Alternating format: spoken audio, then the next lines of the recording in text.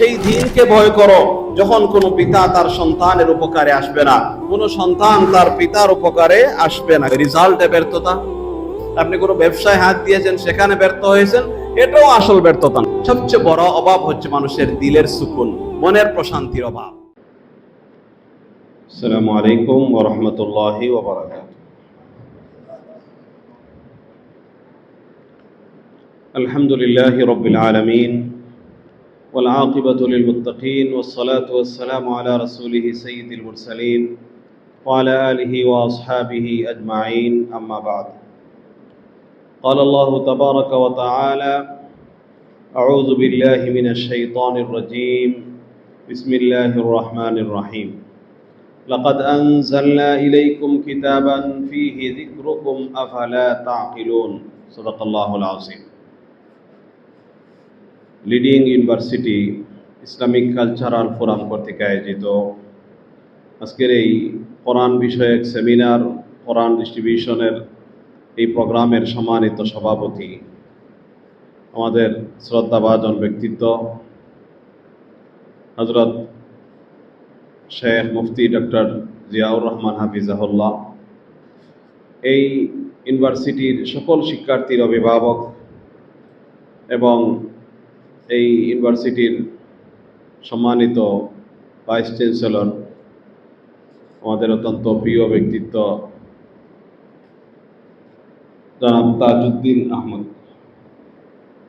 সহ এই ইউনিভার্সিটির শিক্ষক মণ্ডলী এবং শিক্ষার্থী ভাই এবং বোনেরা, আমি সবচেয়ে বেশি আনন্দিত যে আমার জীবনের প্রথম এই ক্যাম্পাসে প্রবেশ করা, এবং তাও আপনাদের সাথে, আপনাদের সামনে কথা বলার দায়িত্বপ্রাপ্ত হয়ে আমি এখানে প্রবেশ করেছি। এই জন্য খুবই নিজেকে গৌরবান্বিত মনে করছি, এবং কর্তৃপক্ষ যে আমাকে আমার অযোগ্যতা, সীমাবদ্ধতা সত্ত্বেও আমাকে যে সম্মানিত করেছেন, আমাকে আপনারা ডেকেছেন, এই জন্য কর্তৃপক্ষের কাছে আমি কৃতজ্ঞতা প্রকাশ করছি।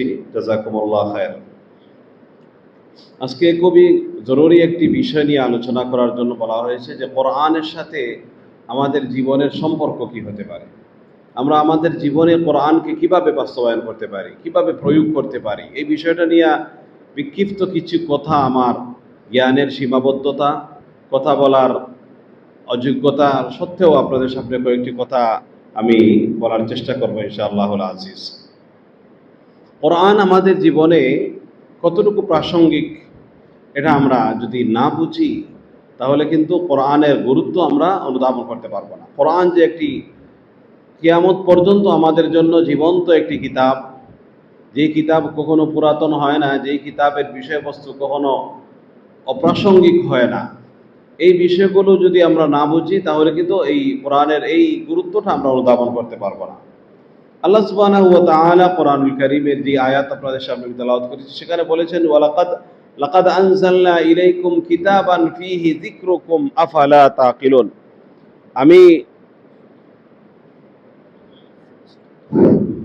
আমি তোমাদের নিকট এমন একটা কিতাব অবতীর্ণ করেছি যেখানে তোমাদের জন্য নসিহত রয়েছে, মানে তোমাদের জন্য সব সময়ের জন্য, সকল যুগের জন্য নসিহত রয়েছে, সকল যুগে। দেখেন, কোরআনুল কারীম এমন একটি কিতাব যেই কিতাবের মধ্যে অতীতের আলোচনাও এসেছে। দুনিয়ার কোরআন যখন নাজিল হয় তার আগের যুগের আলোচনা এসেছে, বর্তমান সময়ের আলোচনা এসেছে, এবং ভবিষ্যতেরও আলোচনা এসেছে। আমি আপনাদের সামনে ওই সম্পর্কিত 3টি আয়াতের শুধু তর্জমা পড়ে শেষ করে দেব। শুধু তর্জমা পড়ে আমি পরের প্রসঙ্গেতে যাচ্ছি।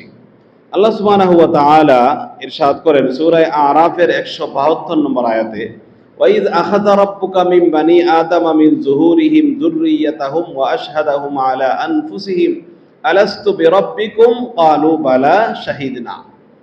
আল্লাহ তাআলা নবী আকরাম সাল্লাল্লাহু আলাইহি ওয়াসাল্লামকে লক্ষ্য করে বলেন যে, হে নবী, আপনি মানুষকে সেই সময়ের কথা স্মরণ করে দিন যে যখন আপনার প্রতিপালক আদমের সন্তানকে হুকুম করেছিলেন, এবং আদমের সন্তানকে আদমের পৃষ্ঠদেশ থেকে যখন বের করে এনেছিলেন, তখন তিনি তাদেরকে বললেন যে আলাস্তু বিরাব্বিকুম, তাদেরকে সাক্ষী বানালেন। আল্লাহ বলতেছেন আশহাদাহুম আলা আনফুসিহিম, নিজের সম্পর্কে সাক্ষী বানালেন যে আমি কি তোমাদের রব নই?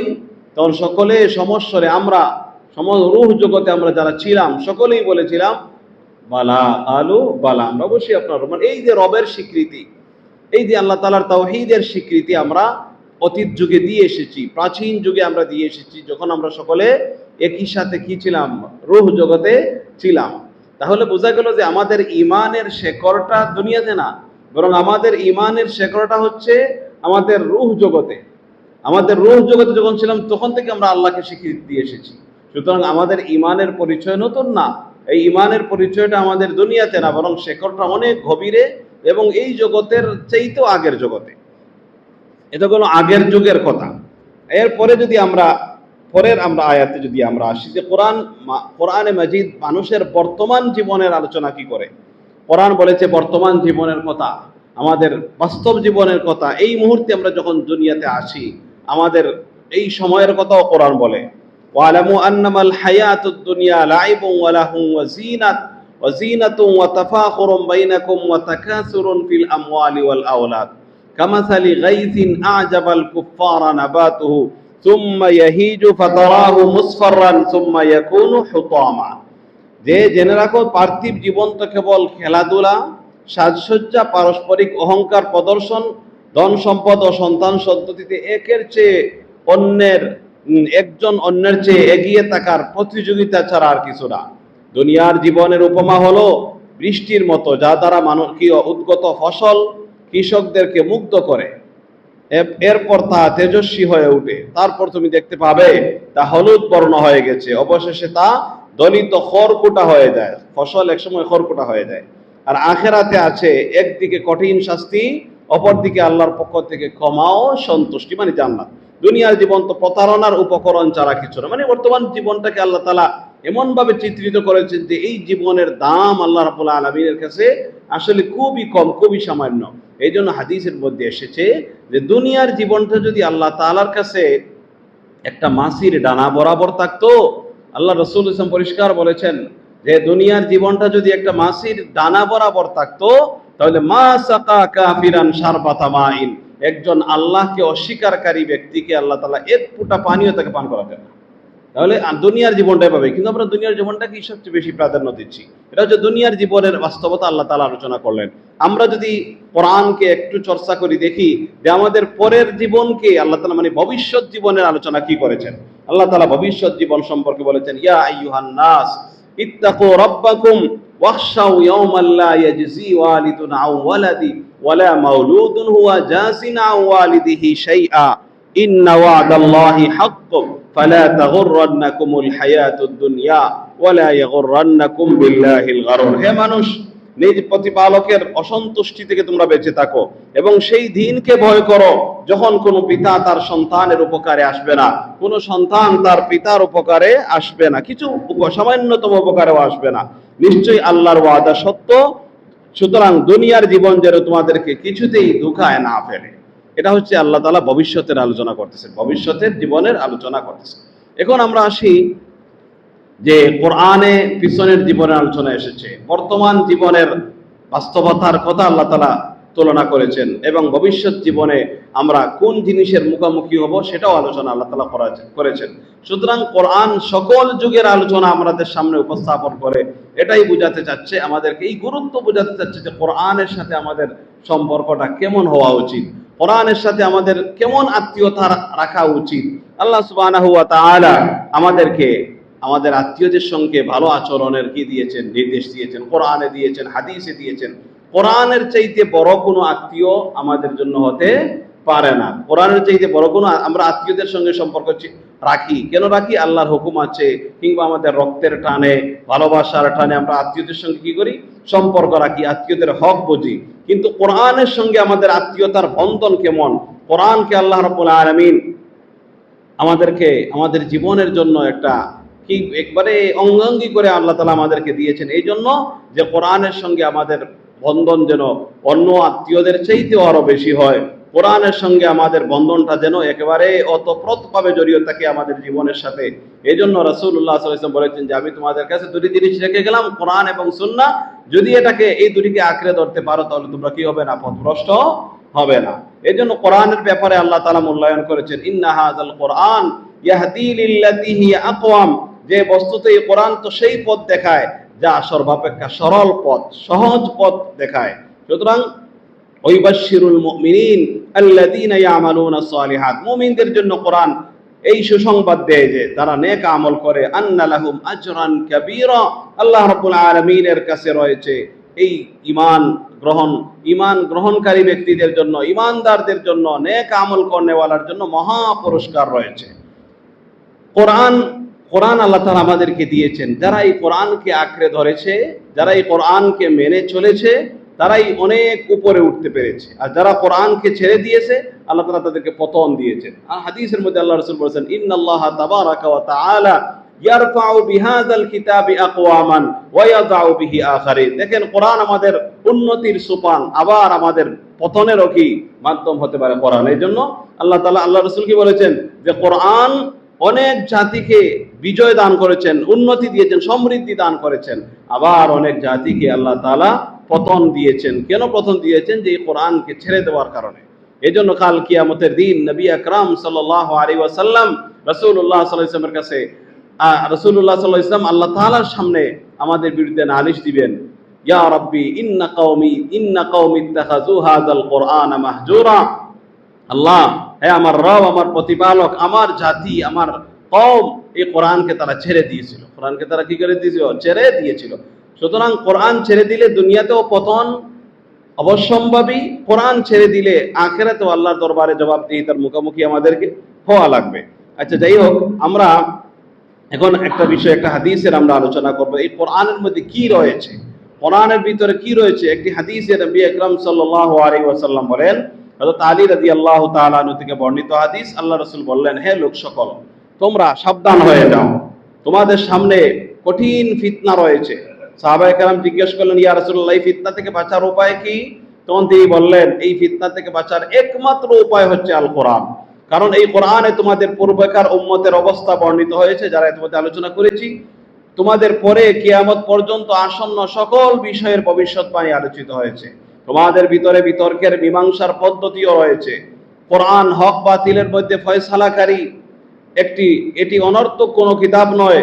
যে ব্যক্তি দম্ভ অহংকার করে এই কোরআনকে ছেড়ে দিবে, আল্লাহ তাকে ধ্বংস করে দিবেন, তার ঘাড় ভেঙে দিবেন। আর যে কোরআন ছাড়া অন্য কিছুতে হেদায়েত তালাশ করবে, আল্লাহ সুবহানাহু ওয়া তাআলা তাকে পথভ্রষ্ট করে দিবেন। কোরআন আল্লাহর মজবুত রশ্মি, এটি আল্লাহকে স্মরণ করিয়ে দেওয়া কিতাব, জ্ঞান এবং প্রজ্ঞা বিরানো কিতাব, এটি সরল সঠিক পথের কিতাব। কোরআন অবলম্বন করে কোনো প্রবৃত্তি, কোনো মানুষ বিপদগামী হতে পারে না। এর দ্বারা জবানের কষ্ট হয় না। এর দ্বারা প্রজ্ঞাবান ব্যক্তি যারা আছেন, জ্ঞানী, তারা কখনোই কোরআন পরে কখনো তারা বিতৃষ্ট হয় না, বিরক্ত হয় না। এ কোরআন বারবার পাঠ করা হয়, কিন্তু তা পুরাতন হয় না। কার কাছে কোরআন পুরাতন লাগে? কোরআন পুরাতন লাগে না। এই কোরআনের বিস্ময়কর তত্ত্ব অশেষ, মানে কোনো শেষ নাই। কোরআন শুনে স্থির থাকতে পারেনি জিন জাতিরা, এবং কি তারা এই কোরআন শুনে তারা বলে উঠেছিল, ইন্না সামিআনা কুরআনান আজাবা, আমরা শুনেছি এমন এক বিস্ময়কর কোরআন, যা ইয়াহদি ইলার রুশদি, যা সন্ধান দেয় সত্য পথের, অতএব ঈমান এনেছি আমরা এর উপর। জিন জাতি শুনে, জিন জাতির কাল আলোচনা করতেছি একটু পরে। এরপরে যে ব্যক্তি কোরআনের কথা সত্য বলে, যে এর উপর আমল করে, সে পুরস্কার পাবে। আর যে এর দ্বারা বিচার ফয়সালা করে, ন্যায় বিচার করে, সে মানুষকে এর দিকে ডাকে, সে সত্য সরল পথের দিকেই ডাকে। কোরআন নাজিলের মাধ্যমে, কোরআন যখন নাজিল হয়, আমরা যদি একটু ওই ইতিহাসের দিকে একটু যদি খেয়াল করি, পুরা পৃথিবীর সিস্টেমের মধ্যে, পৃথিবীর মধ্যে একটা আমূল একটা পরিবর্তন চলে আসছিল। আমরা জানি হয়তো অনেকেই যে ইসলাম কোরআন নাজিল হওয়ার সূচনার আগে আসমানে গিয়ে জিন জাতিরা, শয়তান গিয়ে বিভিন্ন গায়েবের খবর, অদৃশ্যের খবর তারা নিয়ে আসতো।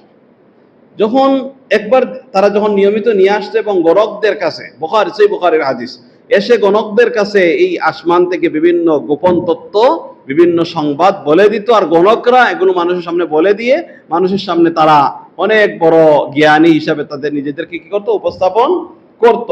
যার কারণে তারা এই সকল গণকরা ভবিষ্যৎবাণী দিত তাদের ভক্তদের সামনে।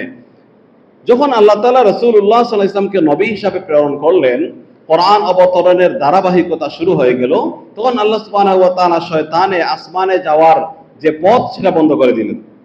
শয়তান এবং জিনেরা পরামর্শ করলো যে আমরা আগে আসমানে গিয়ে সংবাদ নিয়ে আসতাম, এখন আমরা যেতে পারি না।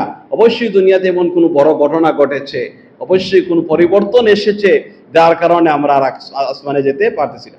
তারা সিদ্ধান্ত নিল আমরা সারা দুনিয়া বিচরণ করব, দুনিয়াতে কিছু এসেছে যার কারণে আমরা আসমানে যেতে পারি না। তারা সারা দুনিয়া পরামর্শ করলো জিনেরা এবং শয়তানরা যে আমরা সারা দুনিয়া বিচরণ করব, বিচরণ করে তারা দেখবে যে দুনিয়াতে কি ঘটনা ঘটেছে। জিনেরা সারা দুনিয়া বিচরণ শুরু করলো। একদল হেজাজের দিকে আসলো, আরবের দিকে আসলো। এসে তারা দেখলো যে মক্কার দক্ষিণ দিকে একটা মেলা, একটা বাজার, সেখানে নবী করিম সাল্লাল্লাহু আলাইহি ওয়াসাল্লাম গেছেন সাহাবায়ে কেরামদেরকে নিয়ে ইসলামের দাওয়াত দেওয়ার জন্য। মক্কার জীবনে দাওয়াত দেওয়ার জন্য গিয়েছেন। সেখানে থেকেছেন, ফজর হয়ে গেছে। রাসূলুল্লাহ সাল্লাল্লাহু আলাইহি ওয়াসাল্লাম সাহাবায়ে কেরামকে নিয়ে ফজরের নামাজ জামাতের সাথে শুরু করেছেন। জামাতের সাথে কি ফজরের নামাজ তেলাওয়াত করলেন। নামাজে মানে জুড়ে উচ্চস্বরে কি করলেন, কোরআনুল কারীমের তেলাওয়াত করলেন। যখন কোরআনুল কারীমের তেলাওয়াত করলেন, জিন জাতি ওই দিক দিয়ে যাচ্ছিল, তেলাওয়াত শুনেই তারা দাঁড়িয়ে গেল। এটা আল্লাহ তাআলার সিস্টেম, নিজাম। তারা তেলাওয়াত শুনেই কি করলো, দাঁড়িয়ে গেল। আল্লাহ রাসূল সাল্লাল্লাহু আলাইহি ওয়াসাল্লাম যখন ওনার তেলাওয়াত শুনে যখন তারা কি করলো, দাঁড়িয়ে গেল, শুনলো, একেবারে কান লাগিয়ে শুনলো। শোনার পরে তারা পরস্পর বলতে লাগলো, এই সেই ঘটনা, যেই ঘটনার দ্বারা আমরা কি করতে, আমরা আর আসমানে যাওয়া আমাদের পথ কি হয়ে গেছে, বন্ধ হয়ে গেছে। যে এই কোরআন নাজিল হয়েছে, ওই কথাই কোরআনুল কারীমে সূরা আহকাফের মধ্যে আল্লাহ সুবহানাহু ওয়া তাআলা বিবরণ দিয়েছেন, ওয়া ইসরাফনা ইলাইকা নাফারাম মিনাল জিন্নি ইস্তামিউনাল কুরআন ফালাম্মা হাদারুহু ক্বালু আনসিতু ফালাম্মা কুদিয়া ওয়াল্লাউ ইলা কওমিহিম মুনজিরিন। যখন আমি একদল জিনকে আপনার প্রতি আকৃষ্ট করেছিলাম, তারা কোরআন পাঠ শুনেছিল, ওদিকে তারা বিচরণ করতেছিল, কোরআন পাঠ শুনছিল নামাজের মধ্যে। যখন তারা কোরআন পাঠের জায়গায় উপস্থিত হলো, তখন তারা পরস্পর চুপ থাকলো। এরপর যখন আপনার তেলাওয়াত ফালাম্মা কুদিয়া, যখন আপনার তেলাওয়াত শেষ হয়ে গেল, ওয়াল্লাউ ইলা কওমিহিম মুনজিরিন, মধ্যখানে এটা সংক্ষিপ্ত হয়ে গেছে ঘটনা।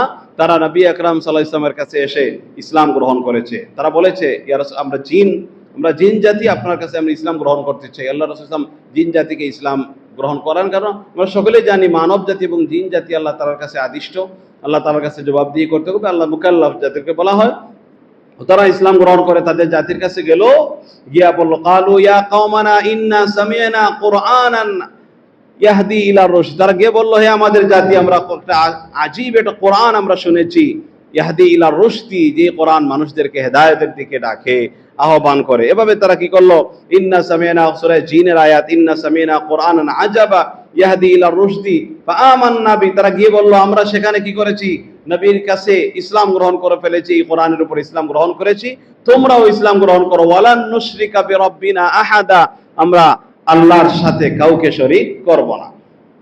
দেখেন প্রিয় ভাইয়েরা আমার, এই ফিতনার সময়ে, এই নানাবিধ চ্যালেঞ্জের যুগে আল্লাহ রাব্বুল আলামিন কোরআনকে আমাদের জন্য আলোক বর্তিকা রূপে কি করেছেন, দিয়েছেন।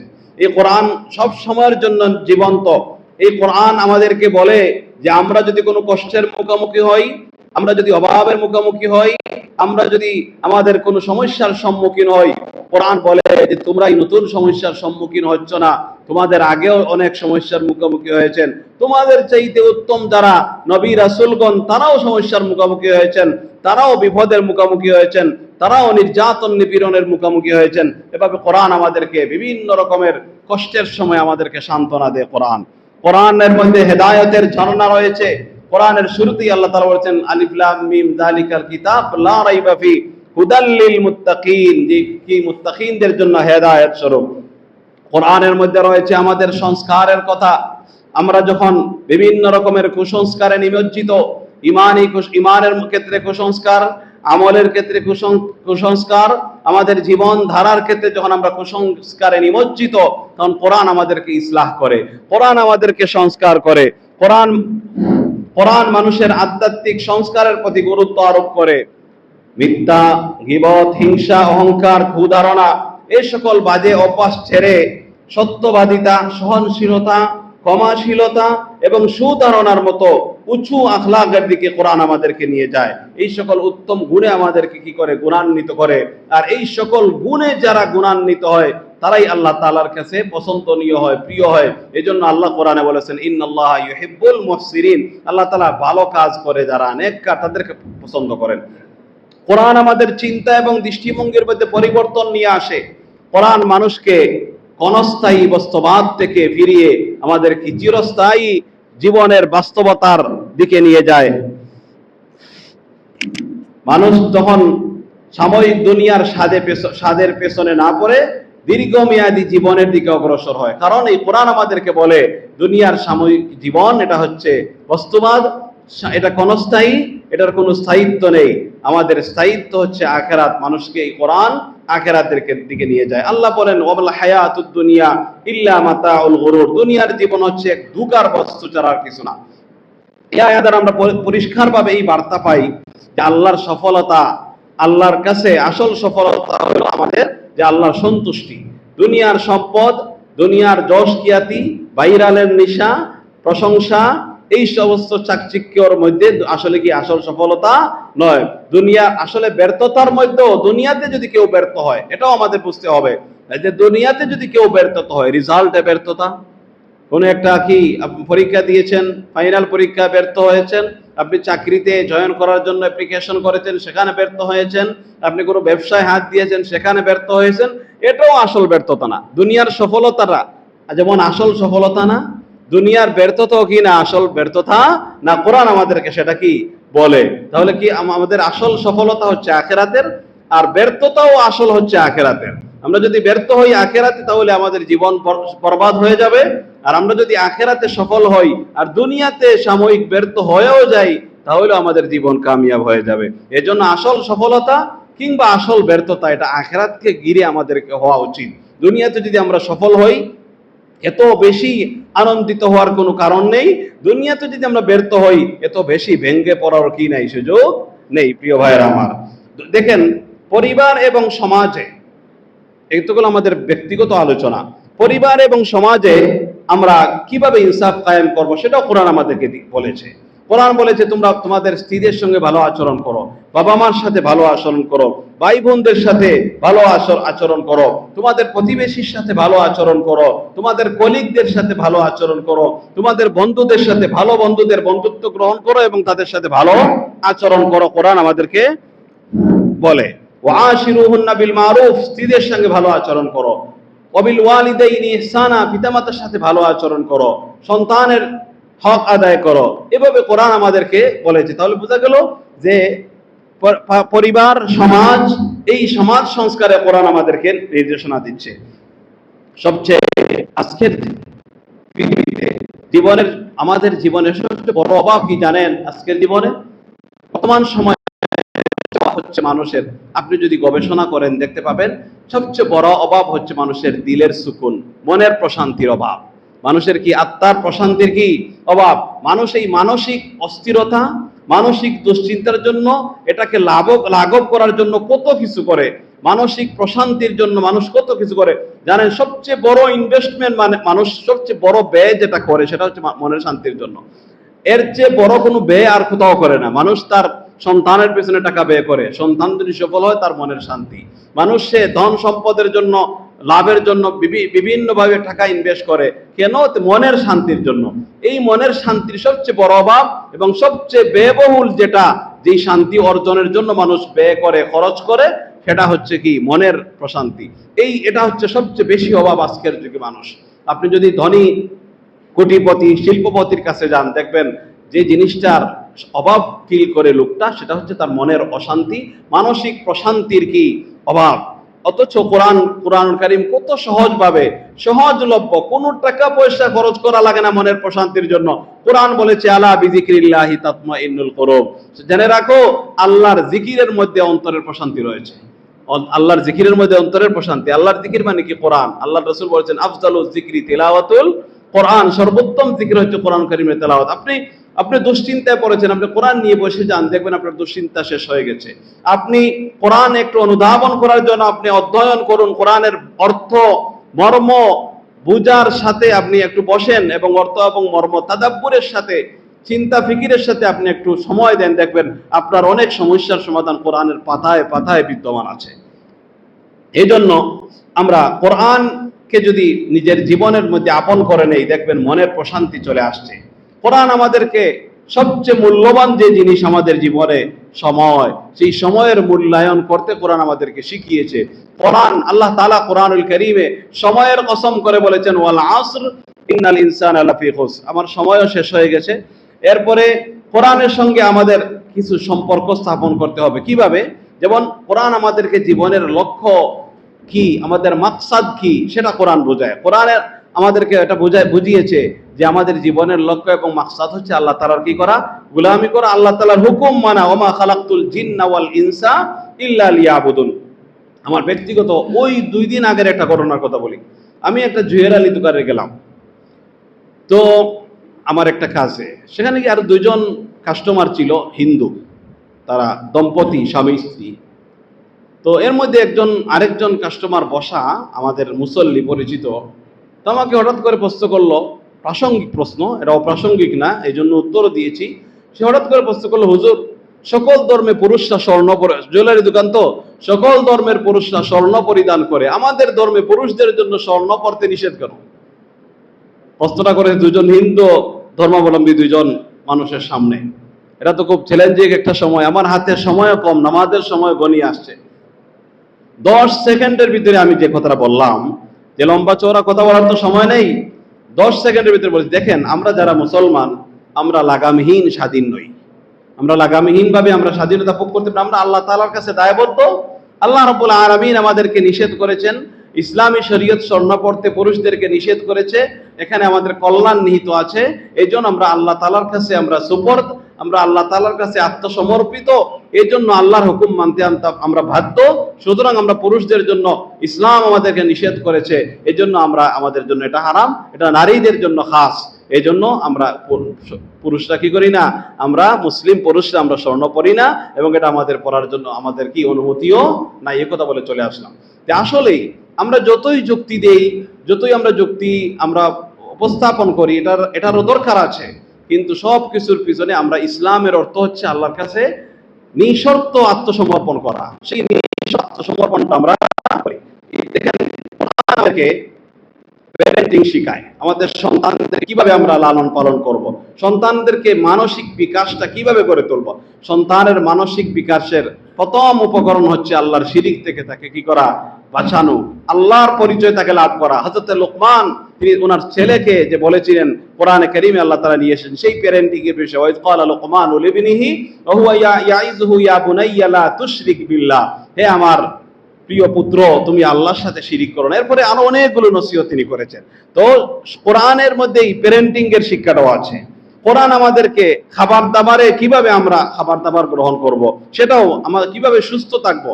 দেখেন, কোরআনের উপর বড় একটা আপত্তি উপস্থাপন করেছে একজন খ্রিস্টান ডাক্তার, যিনি খলিফা হারুনুর রশিদের ডাক্তার ছিলেন, হয়তো আপনারা জানেন, যে তিনি একজন আলিমকে, সেই সময়ের একজন আলিমকে তিনি বললেন, আলী ইবনে হাসান ইবনে ওয়াকিদকে বললেন যে তোমাদের কোরআনে 2টি ইলমের মধ্যে অর্ধেক ইলমও নেই। কি নেই? যে তোমাদের কোরআনে ধর্মীয় ইলম আছে, কিন্তু চিকিৎসা বিষয়ক ইলম নেই। চিকিৎসা বিষয়ক কি ইলম নেই? তখন হযরত আলী ইবনে হাসান ইবনে ওয়াকিদ তিনি উত্তরে বলেছিলেন যে কোরআনুল কারীমে কি আছে? চিকিৎসা বিজ্ঞানও আছে। একটি আয়াতের মধ্যে পুরা চিকিৎসা বিজ্ঞান আল্লাহ ঢুকিয়ে দিয়েছেন, কুলু ওয়াশরাবু ওয়ালা তুসরিফু, তোমরা খাবার গ্রহণ করো, তোমরা পানীয় গ্রহণ করো, পান করো, খাও, কিন্তু তোমরা কি করিও না, ওয়ালা তুসরিফু, তোমরা ইসরাফ করিও না। তোমরা এটাকে কি আল্লাহ তাআলা পুরা চিকিৎসা শাস্ত্রে সেখানে ঢুকিয়ে দিয়েছেন যে তোমরা সীমা লঙ্ঘন করিও। ওয়ালা তুসরিফ অর্থ কি?